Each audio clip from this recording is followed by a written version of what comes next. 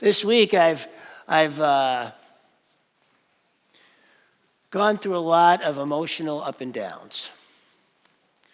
And it occurred to me that sometimes folks might think, well, if I'm not in an up space, I'm not showing up because everybody else is just too happy for me at this Center for Spiritual Living. And I just wanted you to know that that actually this is a great place to come because of the kindness here, because of the welcoming here.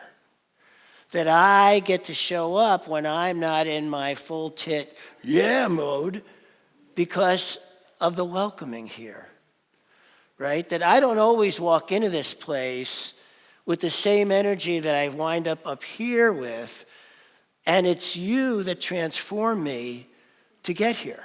I mean, it's me that transforms me, okay, just so we're clear, but it's the energy of the place, right? We do it ourselves. I have to be open. I walk in here open to the fact that if I'm feeling down, if I'm not feeling my best, if I'm not feeling high and like everything's just wonderful, I know I will get fed here. And in doing so, then get to feed back. Right? And so for me, I actually, there was a time I used to worry about that. If I woke up on a Sunday morning and I was feeling sometimes my body is not doing great first thing in the morning and takes a little while for it to wake up and for me to get going. And anybody who's tried to make an early morning appointment with me knows that I'm like, no. And so my body does its thing, and I start waking up, and sometimes by the time I get here, I'm still trying to kick into gear. You know, it's just not always there. But once I arrive here, the energy, the welcoming, the love that's here actually supports me in kicking up a gear. So if you're feeling down, I recommend this is the place. Because nobody here is going to do it. There used to be this thing in our movement, and not here, I am happy to say, where if you walked in feeling down or something went wrong in your life, you were confronted with our principle of, well, how did you create that? And that made it a very scary place to show up if you were feeling down, right? We don't do that. We let kindness, compassion, and love lead us here. Those are the things that actually lead us. And so in that, I get to be uplifted, you get to be uplifted, we get to be in a community where we're uplifting each other, and isn't that beautiful?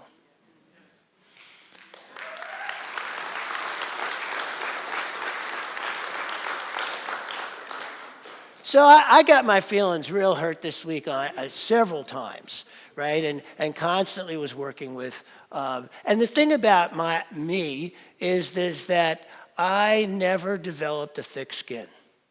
Right? When I was a kid and I was in music, everybody said, if you're going to be in music, man, you need a thick skin. And I didn't know how to do that. And so my feelings were getting hurt all the time. And then I'd have to pick myself up and do it again. And then I'd get my feelings. I mean, my first gig, I was booed off the stage by a couple of drunks at the bar. I went home, I was crying my eyes out, right? I was all of 17 at the time. But through the years, it never got easier. It never gets easier to get feedback that feels hurtful, that hits me. It's never gotten any easier. What has is through this teaching and through my ability to be forward is to be with the pain. One of the things that I read this week that was a great reminder for me was from Pema Chodron, who said that your suffering is your vehicle to transformation. And I feel that, right? I've felt that in my life because I'm not somebody with a thick skin. And so my feelings get hurt really easily. And then I use it as a vehicle to transform myself because I don't have a thick skin. Another Zen saying from the 13th century is that enlightenment is intimacy with all things. Enlightenment is intimacy with all things. if I have a thick skin, how can I be intimate?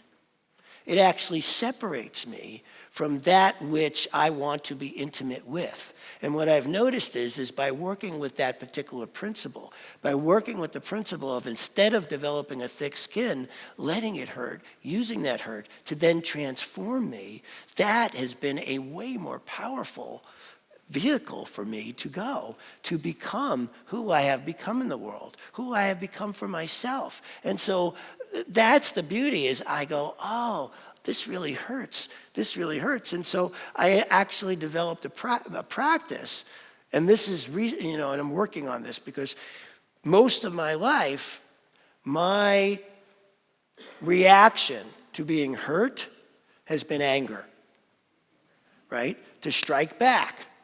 You hurt me, now I'm pissed off, right? Now you get my wrath.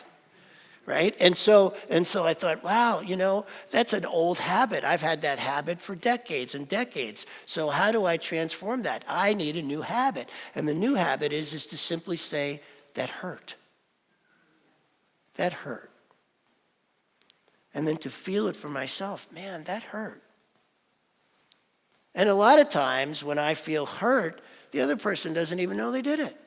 I mean, they were just doing their life. They didn't do anything all that out of the ordinary, but it hurt. It felt hurtful to me because I'm trying to be intimate with things. I want to be that close, and that is the hardest part about it, right? Is with every layer I take off, I actually get hurt easier. It's more sensitive. I'm dealing with a lot of really sensitive places in myself right now. And that's what I'm discovering is if I want to be intimate, I have to be willing to be with these really sensitive places that most people put up walls. Forget thick skin. This is a boundary. Don't you dare cross this boundary. You cross this boundary, you will get my wrath. Right? That's how most of us and me have dealt with that through our lives. We have these boundaries. But I noticed that if we really, really want to get to an enlightened place, we got to be willing to drop it. And it's scary. And it's hard. And for me, I'm still in the midst of this, and sometimes it hurts like hell. I'm a public figure, right? I get up here before you every week. I'm on the internet. I'm here. And so lots of times I get feedback that isn't all that fun. That doesn't feel all that nice, right? And that's bound to happen. It's inevitable, right? Not everybody is going to love what I have to say. Thank you that you do. I really appreciate it.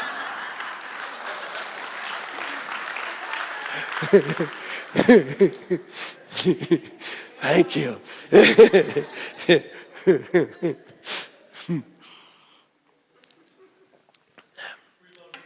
Thank you. Oh.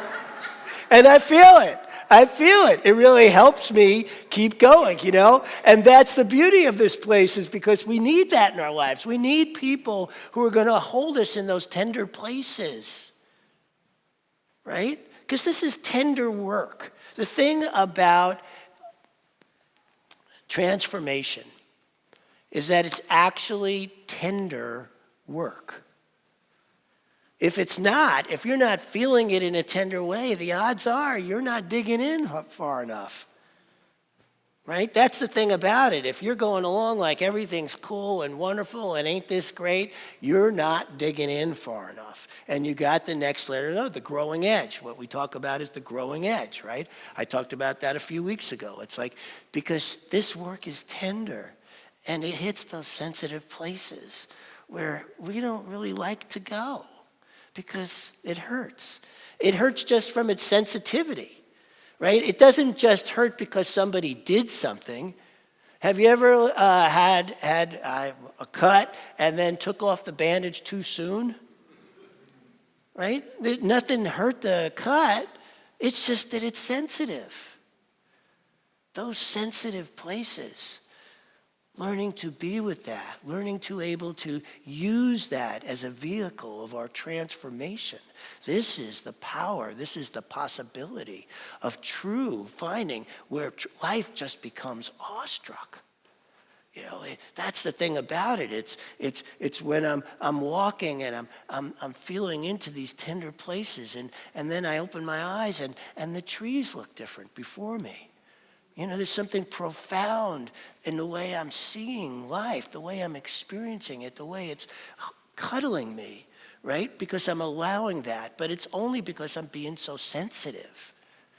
I have been told a lot in my life, you're too sensitive. You're being too sensitive about this. That has been something I have heard so many times.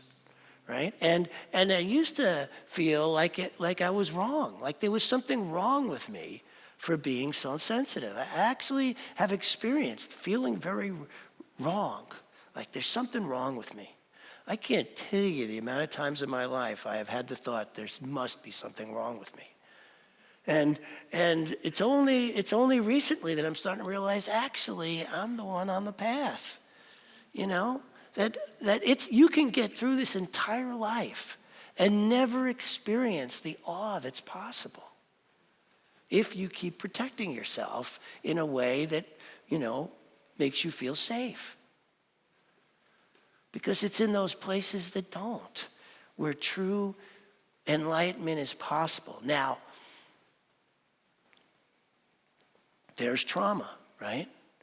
And so how we approach these sensitive places it brings me right back to what I always say from the yogic standpoint. Go into your stretch, smile. If you can't smile, back off the stretch. So when I'm talking about going into these sensitive places, you have to find your pace and your way with it. It's incredibly personal.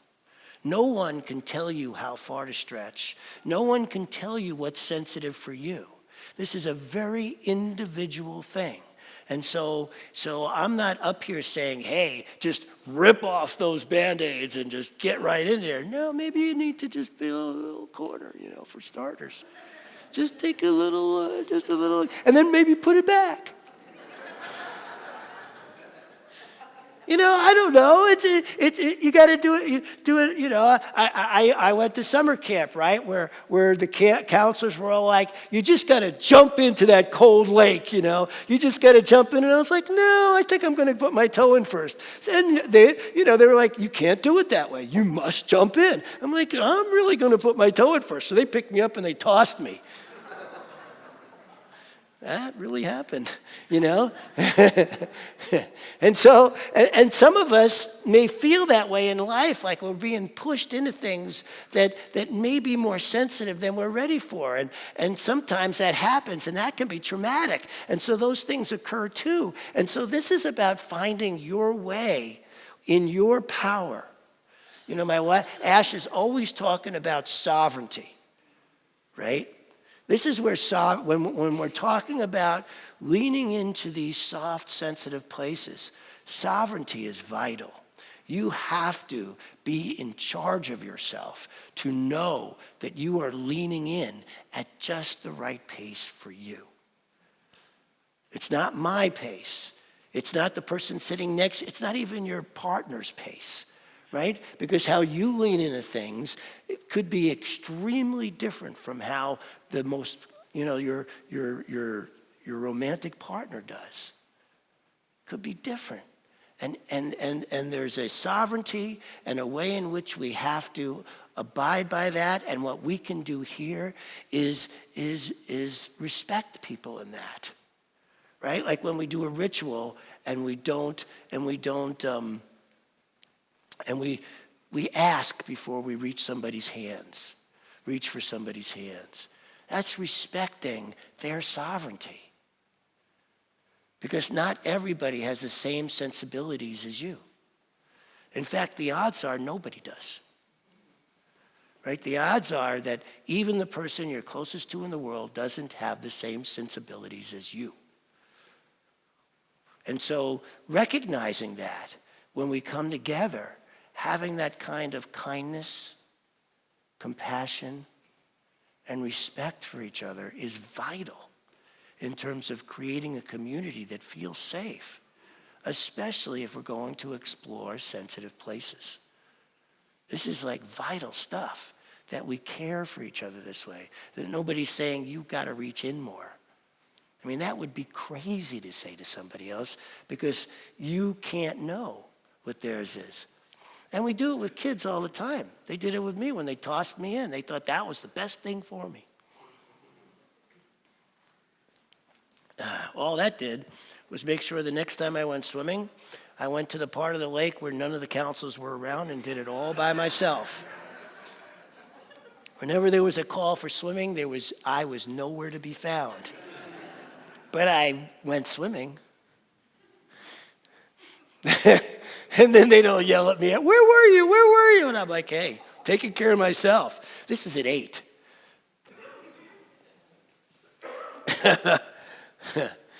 But that's sovereignty. And it's hard in this world when so many people want you to do it their way or think they know best. No one knows best for you, especially not me or the person sitting next to you. The people closest to us tend to think they know best about what somebody needs because they're closest to us, so they must know. But you know what? This is a very personal journey. Sovereignty, especially in those places where we are sensitive. And so that's been my week, is just leaning into these places that I am really, really sensitive and making sure that I am sitting in a way in which I can still smile and laugh about it, where it's still funny to me what's going on. I notice that when my humor goes, my anger rises.